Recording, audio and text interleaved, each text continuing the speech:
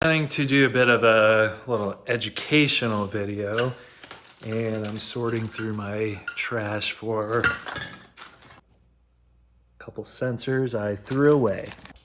So I have been using these Amazon, eBay sensors for a while now. They work pretty well until they don't. They keep going up in price though. So used to get them like 16, 17, 18 bucks. Now they're up to like 25, $30. And they normally work pretty well for like fuel pressure, oil pressure, coolant pressure. I was trying to use it for EMAP, so exhaust manifold pressure, and it was just being extremely erratic. So we ended up getting Force Performance put together. Got a little damper kit from them.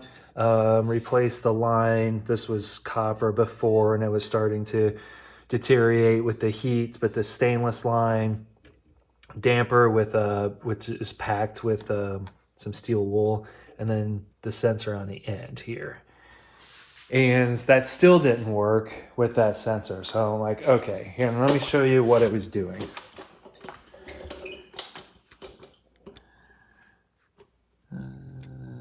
Right here. All right, so down here, the white line is boost. Let me pull it out. So it's boost here. We had 23 PSI, and the EMAP, the sensor only reads to 100, and it's 111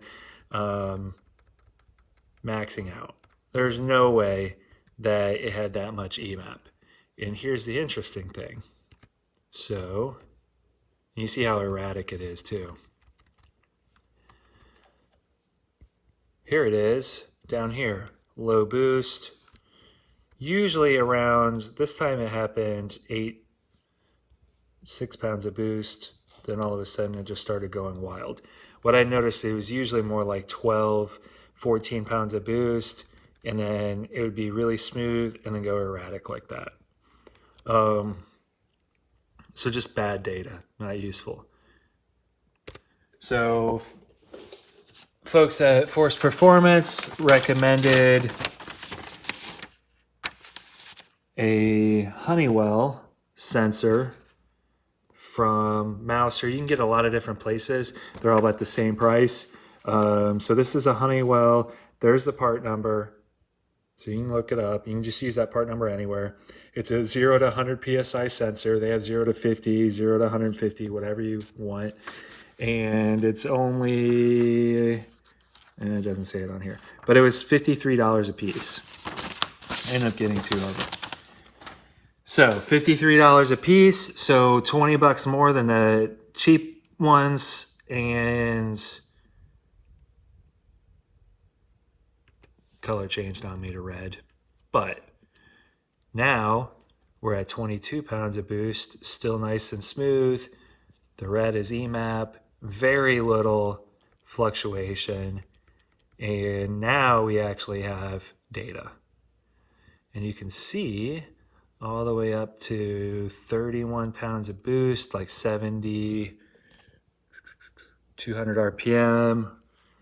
I let off around 7,300, and we're around 40 to 41 of the EMAP. So that's on their FP8892, and that's only the 132 AR housing. A 158 AR is available. So I imagine if it's pretty linear, I could get 40 pounds of boost before I need to really switch to the larger AR. But this was more about the sensors. So this, $30, goes back in the trash. And that, $50, works awesome.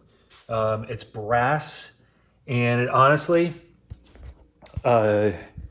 AEM sells one that looks just like it, and I wouldn't be surprised if it's a just rebadged Honeywell sensor. So check it out. To me, it's definitely worth that extra $20. Sensor that works. Now I have good data. The data before was garbage and completely useless. And I will be using these sensors on a lot of different areas going forward. So the cost isn't that much, and it's going to be reliable information. So fuel pressure, like I said, coolant pressure. You could use transpressor converter, converter line pressure, things like that. A lot of different places. So thought it'd be useful. Figured I'd share.